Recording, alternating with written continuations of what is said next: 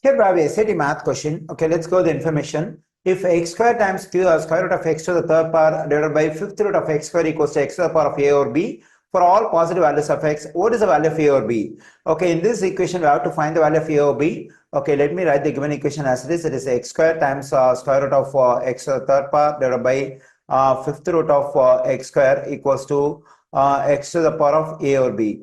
Okay, to find the value of A or B, what I need to do is I have to get the same base on both sides, because the quantity for which we need to find the value is at the exponent.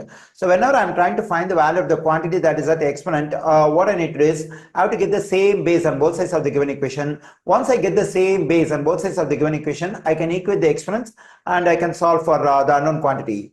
Okay, here we have base x on the left side. So on the left side, I have to get the base x, so that I can equate the exponents and I can solve for a over b. Okay, for that I have to simplify the expression we have over here. So x squared times this square root can be written as exponent 1 over 2. So that is x to the third power raised to the power of 1 over 2 divided by, so this fifth root can be written as exponent, that is 1 over 5. Then we get x squared raised to the power of 1 over 5 equals to x to the power of a over b. So then we get x squared times whenever we have two exponents like this, what we can do is we can multiply the two exponents. So that is x to the power of 3 times 1 of is just 3 over 2 divided by the same thing. So here we have base x and exponent 2, and for the complete stuff we have the exponent 1 over 5. So as I said over here, so the same thing, we can multiply the two exponents over here. 2 times 1 over 5 is just 2 over 5 equals to x to the power of a over b. Okay, here I multiply two terms with the same base. I can use the product rule of exponents. That is, whenever I multiply two terms with the same base, what I can do is I can take the base ones and I can add the exponents. So when I do so, I'm getting x to the power of 2 positive 3 over 2 divided by x to the power of 2 over 5 equals to x to the power of a over b. Okay, here I'm adding an integer and a fraction. So whenever I do addition of an integer and a fraction, what I need to do is I have to multiply the integer by the denominator of the fraction. Once I'm done with this multiplication, I can take this 2 as a common denominator.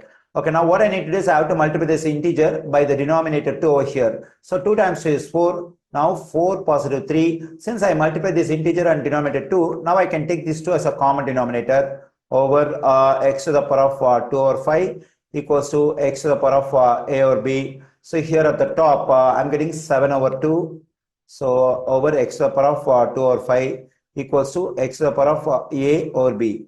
Okay, here I divide two terms with the same base. So whenever I divide two terms with the same base, what I need to do is I have to take the base ones and I have to subtract the exponents according to the quotient rule of exponents.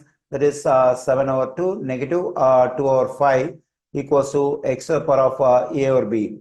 Okay, now I have to subtraction of these two fractions, and so the denominators 2 and 5 are relatively prime. There is no common divisor for this 2 and 5. So whenever we get such two fractions, what we need to do is we have to do cross multiplication to addition or subtraction of the two fractions. So cross multiplication means like I have to multiply this numerator 7 by this denominator 5. Then I'm getting 35 negative.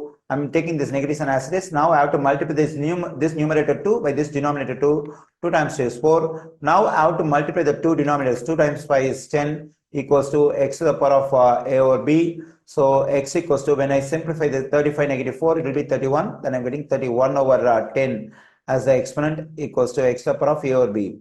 Okay, here two terms are equal with the same base x. According to the one-to-one property of exponential equation, so whenever two terms are equal with the same base, what we can do is we can equate the exponents. So when I equate the exponents, I'm getting 31 over 10 equals to a over b. Now I got the value of a over b. So the value of a over b is 31 over 10.